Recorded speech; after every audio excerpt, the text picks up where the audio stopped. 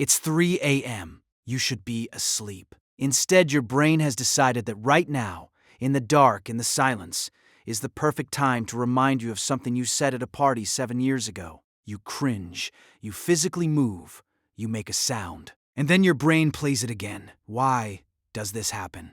Why does the human brain do this specifically at night? Specifically when you are most vulnerable? Specifically with the moments you most want to forget? The answer is not what most people think. And it changes how you understand your own mind completely. Let's start with what your brain is actually doing when you try to sleep. Most people assume the brain powers down at night. Less input, less activity, less noise. That's not what happens. The moment external stimulation disappears, no phone, no conversation, no task, your brain does not go quiet. It goes looking. Neuroscientists call this the default mode network. It is a system of brain regions that activates specifically when you are not focused on anything external. And what it does in that space is deeply uncomfortable to understand. It reviews. It scans your recent past for unresolved situations, incomplete interactions, moments where the outcome was uncertain, moments where you said something and never found out how it landed. And it flags them. Not to torture you. That part is important. To fix you. Here is what researchers discovered. The brain treats social failure the same way it treats physical danger. In 2011, a team of neuroscientists found that social rejection and physical pain activate the same regions of the brain. Literally the same neural circuits. Which means that embarrassing moment, that thing you said, that silence that followed, that look on someone's face, your brain processed it as a threat to your survival. Because for most of human history, it was. In a group of 30 people where your survival depended on social standing, where being rejected from the group meant dying alone, a moment of social failure was not just uncomfortable, it was dangerous. And your brain, running the same ancient software it has always run, still treats it that way. The cringe is not weakness. It is a survival mechanism that never got the update that you are no longer in danger of being exiled from the tribe. But here is where it gets more interesting. Why night? Why 3 a.m. specifically? During the day, your prefrontal cortex, the rational, reasoning part of your brain, acts as a filter. It monitors your thoughts. It redirects attention. It tells the threat detection system to calm down. You are fine. It was years ago. Nobody remembers.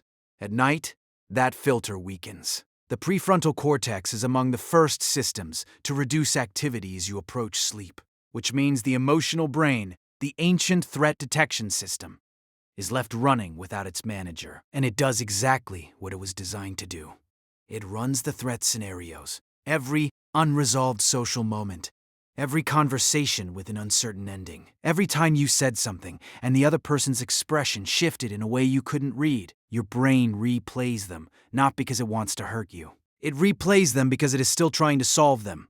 It is looking for the thing you should have said, the response that would have made it safe, the version of the event where you come out of it without losing your place in the group. The problem is that it never finds it, because the situation is over, the information is incomplete, the other person has long since moved on, but your brain doesn't know that.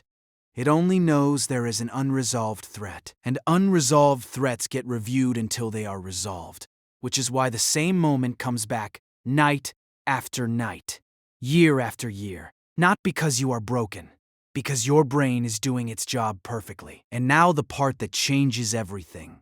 The moments your brain chooses to replay are not random. Research shows the brain specifically targets memories where your social identity felt threatened. Moments of perceived judgment. Moments where you felt seen in a way you didn't choose, which tells you something important about what your brain thinks you are. Not a body that needs food and shelter. A social creature that needs to belong. The embarrassing memory at 3 a.m. is not a flaw in the system. It is the system telling you, in the only moment it has your full attention, what it is actually built to protect. Not your body. Your place among other people. That need is older than language. Older than civilization. Older than the concept of embarrassment itself. And at 3 a.m., in the dark, with nothing else to distract it, your brain goes back to work on the oldest problem it has ever been given. How do I make sure they still want me here? It hasn't solved it yet, It probably never will, but it will keep trying every night. At 3 a.m., while you cringe into your pillow and wish it would stop,